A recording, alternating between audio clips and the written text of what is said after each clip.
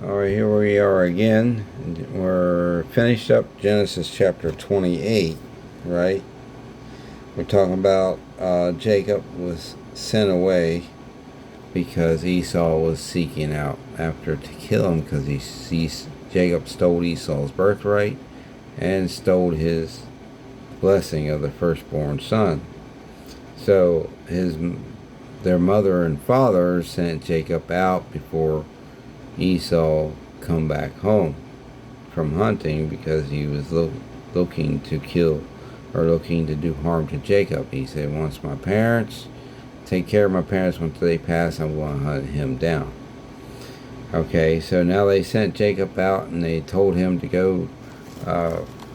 Rebecca told him to go to her brother's or her uncle's homeland and find a wife from there. So that's where he went. Alright, and this is where we're at, and that's where he's sent. He's going on his journey now. So we're going to go into Genesis chapter 29, starting with verse 1. Then Jacob went on his journey and came into the land of the people of the east. And he looked, and behold, a well in the field, and lo, there were 3 flocks of sheep lying by it. For out of that well they watered the flocks, and a great stone was upon the well's mouth. And thither were all the flocks gathered, and they rolled the stone from the well's mouth, and watered the sheep, and put the stone again upon the well's mouth in his place. And Jacob said unto them, My brother, whence be ye? And they said, Of Haran are we. And he said unto them, Know ye Laban the son of Nahor? And they said, We know him. And he said unto them, Is he well? So he's talking about Rebekah's uncle. And he's asking, Is he well? And they said, He is well, and behold, Rachel his daughter comes with the sheep. So Laban's daughter, which is Rachel, is coming with the sheep. And he said, Lo, it is yet high day. Now there is it time that the cattle should be gathered together. Water ye the sheep, and go and feed them.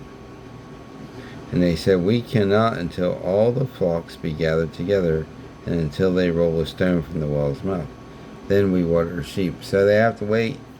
Rachel was saying, well, they have to wait until all the flocks are gathered, and then they remove the well, and then they feed the sheep. So, and then verse 8, we're in 29 verse 8. And they said, We cannot until all the flocks be gathered together, until they roll a stone from the well's mouth. Then we water sheep.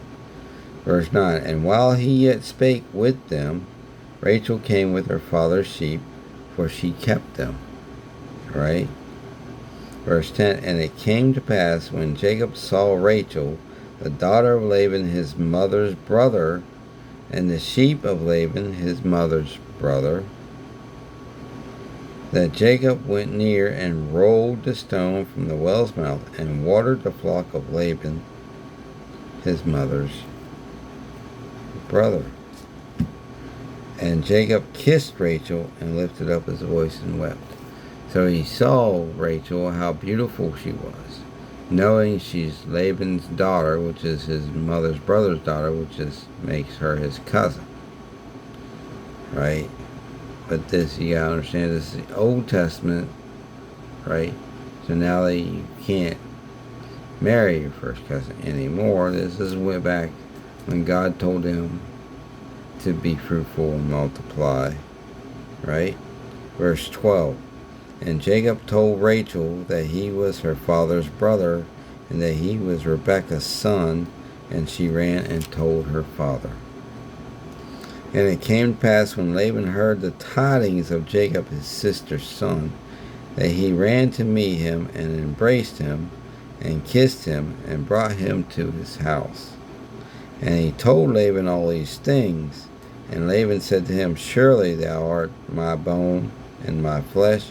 And he abode with him the space of a month. So Jacob stayed with Laban for the space of a month, because Laban said, You're my bone and my flesh, you're my nephew. stay as long as you like. I will feed you. I will give you provender for your animals, whatever. I will help you, provide for you, because you're bone of my bone and flesh of my flesh. You're my nephew. Verse 15, and Laban said unto Jacob, because thou art my brother, should thou therefore serve me for naught?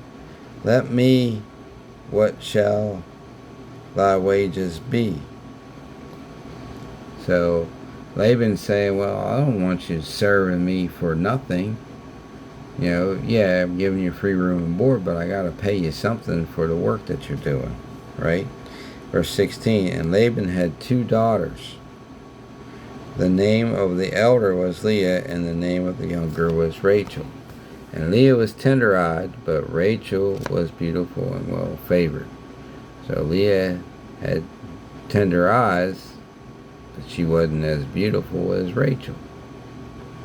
And Rachel was well-favored.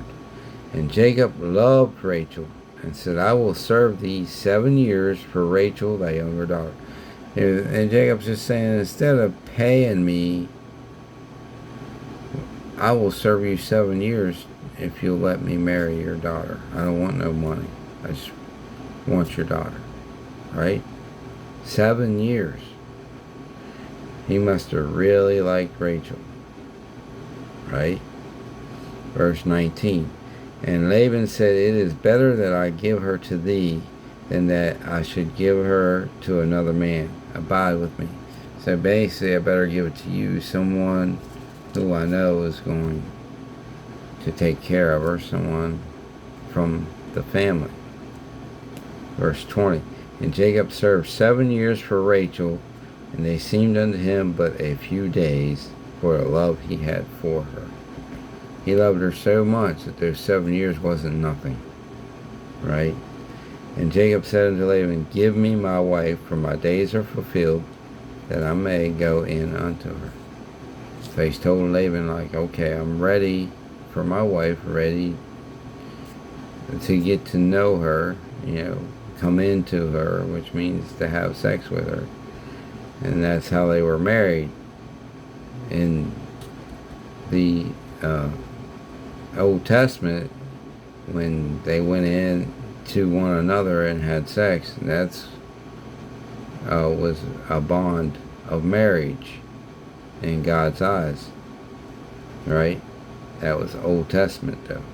Verse 22, and Laban gathered together all the men of the place and made a feast.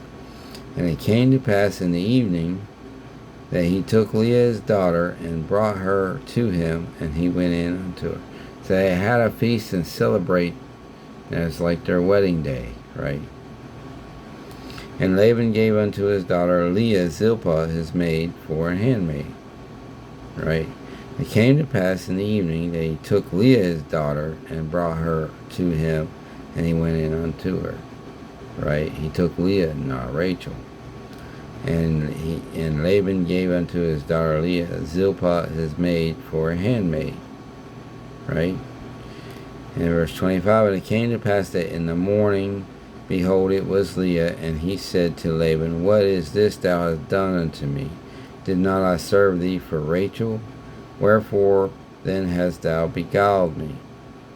So you gotta understand, he didn't recognize that that wasn't Rachel, because back then when they went in unto their wife, it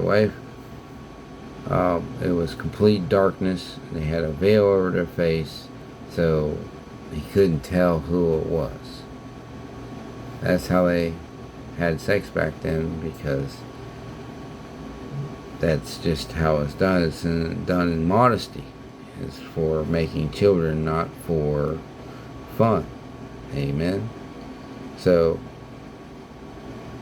we'll continue this next time. Trust in the Lord with all your might, all your soul, and all your mind. Amen. Amen.